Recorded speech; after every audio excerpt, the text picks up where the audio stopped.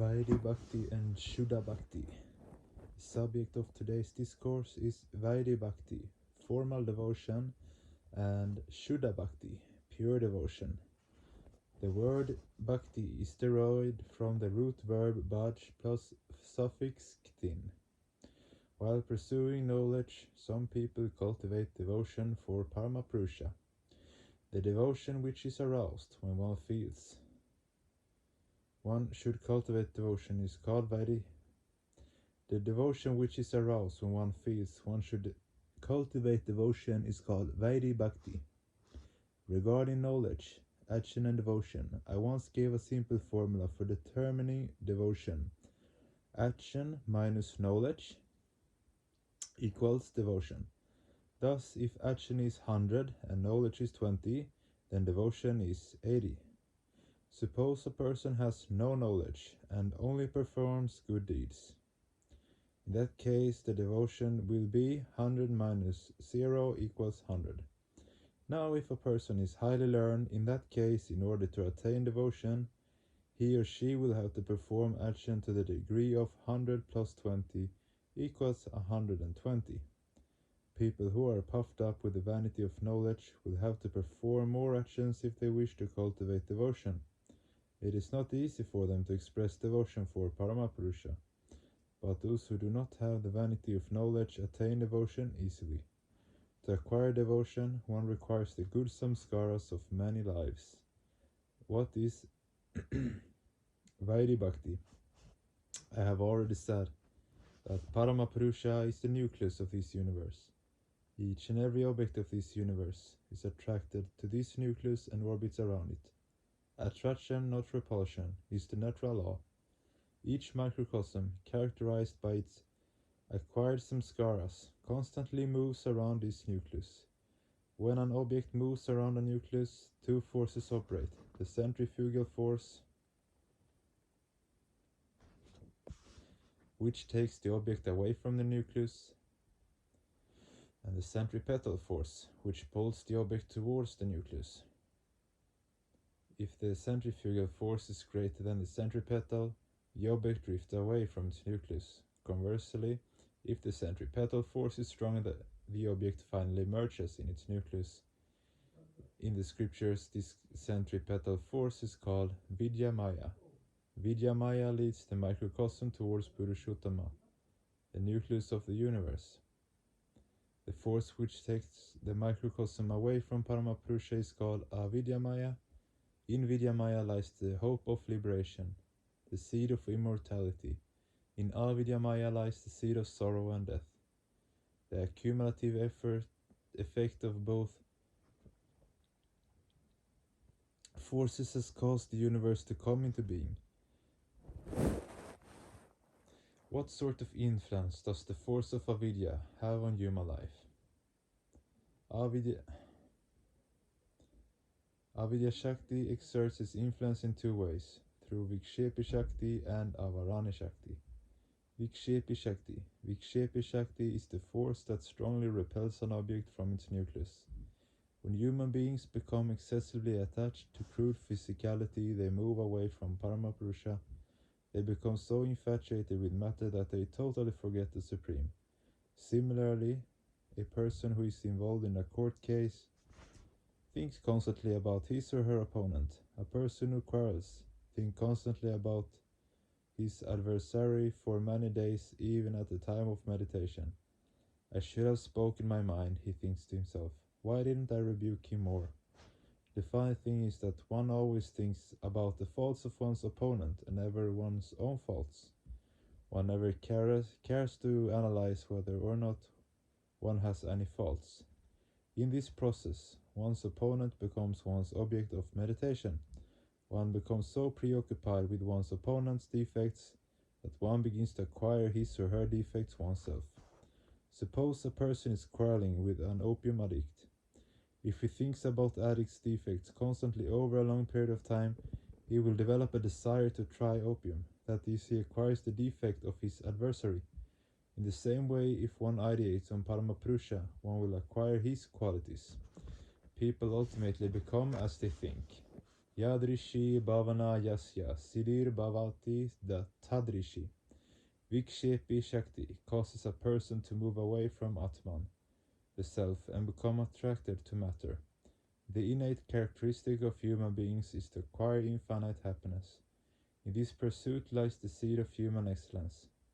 To remain engrossed in the thought of crude matter is contrary to human existence.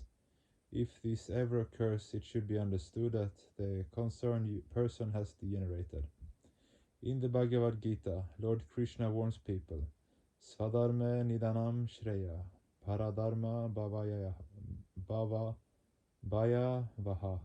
It is better to die while following one's own dharma than to pursue the dharma of others. Under no circumstances should one forsake one's own dharma. Here Svadharma or own dharma does not refer to any particular religion, but to one's own innate characteristic.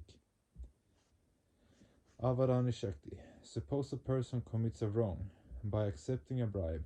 While receiving the bribe, he or she thinks that no one is watching, but that is impossible. A third entity is watching everything. No one can do anything secretly in this universe, but the bribe taker thinks the opposite because Avidya Shakti has placed a veil between him or her and the Supreme Being. This is a very dangerous situation. It is just like a hare being chased by a hunter. The hare sits down and covers its eyes with its ears and thinks, I cannot see anything, so the hunter cannot see anything either. Hence he won't be able to kill me. This is a deadly mistake. Wherever one commits a wrong, be it in the depths of the ocean or in a high mountain cave, one cannot escape the consequences. One will certainly be detected one day or another.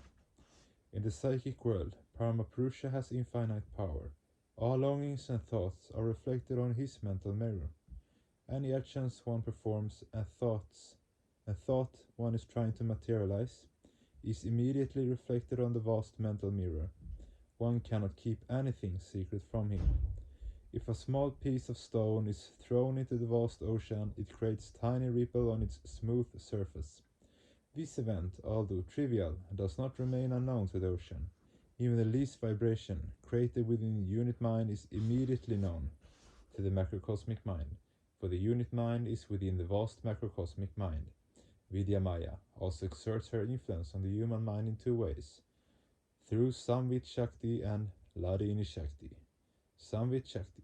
Suppose a certain person who has been doing wrong deeds for a long time suddenly changes for the better after hearing some wise words, by reading a good book, or by receiving a shock or injury. A thought dawns in his or her mind, I have unnecessarily wasted so many years in futile pursuits. Now I have only limited time at my disposal. From the very moment of birth, human beings move slowly and steadily towards the grave. With each passing second, the distance between the person and the burial ground gradually decreases. Hence, human beings should utilize every moment of their valuable time in worthwhile pursuits. A person may realize one day how unfortunate it is that I have not fully utilized the capacity that God has provided. I have committed a grave error in not doing what I should have done. What is the force that awakens this psychic outlook? It is the Samvit Shakti of Vidya Maya. In colloquial Bengali, Samvit Shakti is called hunch, sudden awareness. When people suddenly return to their senses or repent, this is the first type of influence of Avidya Maya on the human mind. Ladini Shakti. Ladini Shakti is the second type of influence of Vidya Maya on the human mind. When people realize that they have wasted their precious time, they express the sincere desire to utilize their time more benevolently. They think, from today, I will utilize all my energy and capacity in worthwhile pursuits. This sincere desire gradually takes them towards Paramapurusha, and this movement towards the Supreme occurs due to the influence of Ladini Shakti. Ladini Shakti is the force which helps the microcosm to meditate on Paramapurusha. In the Chaitanya Charitamrita, it has been said, Yaptap Vedajena Vidi Bhakti Yaparyan Iha Haite Marurya Durlab Kevalye Raga Marge Bhaje. Krishna anurage tahe Krishna madhurya sulabh. Those who repeat their Ishta mantra mechanically or undergo severe penance, or endlessly study the scriptures, or express a show of devotion, or practice meditation in a ritualistic way, can never feel the charm, the joy of spiritual realization. The sweet discovery is only possible for those who worship Lord Krishna out of deep devotion to him. With the help of Vaidhi Bhakti, formal mechanical devotion, a person can approach Paramapurusha but cannot become one with him. Vaidhi Bhakti does not have the power to attain oneness with Paramapurusha. A sadhaka requires Raganuga Bhakti or Ragatmika Bhakti. Unless a sadhaka develops ardent devotion for Paramapurusha, it is not possible to become one with him. To think Paramapurusha is so vast, so beautiful, how can I possibly attain him, is to create an impediment on the path of one's spiritual progress. There are three types of devotion, which are well known to all. Tamasya Bhakti, or devotion of static nature, Rajasika Bhakti, or devotion of imitative nature, and Sattviki Bhakti, or devotion of sentient nature. Tamasiki Bhakti. A person who has an inimical relation with someone might pray to Paramapurusha, O Paramapurusha, please harm my enemy, eliminate him or her for my sake.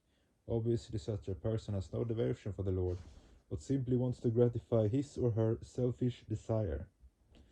When a devotee moves towards Paramapurusha with intense yearning for him, it is called Radha Bhava. When a devotee finally reaches Paramapurusha by virtue of this intense Radha Bhava, it is called the union between Radha and Krishna in the Vaishnava scriptures. Who is Krishna? Here Krishna is none other than Paramapurusha. You might have seen some pictures depicting Radha and Krishna. These all are false. Krishna and Radha are subtle spiritual concepts. A devotee will have to move towards Purushottama, the supreme nucleus, with the help of Radhika Shakti and Ladini Shakti. There is no path of supreme welfare other than Radhika Shakti. I have already said that action minus knowledge equals devotion. Thus, when a sadhaka performs action, devotion awakens. This is the beginning of Vaidhi Bhakti.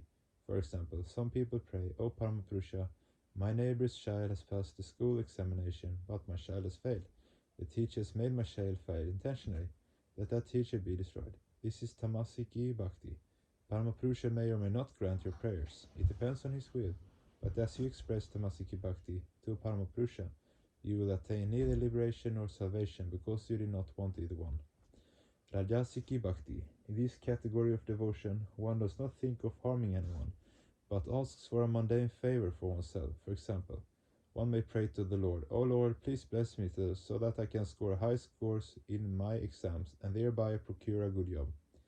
To ask for worldly favors as a result of one's true devotion to the Lord is not at all desirable. The Lord may or may not fulfill your desires, but one thing is certain, you will never attain liberation or salvation, because you did not desire it. Sattviki Bhakti.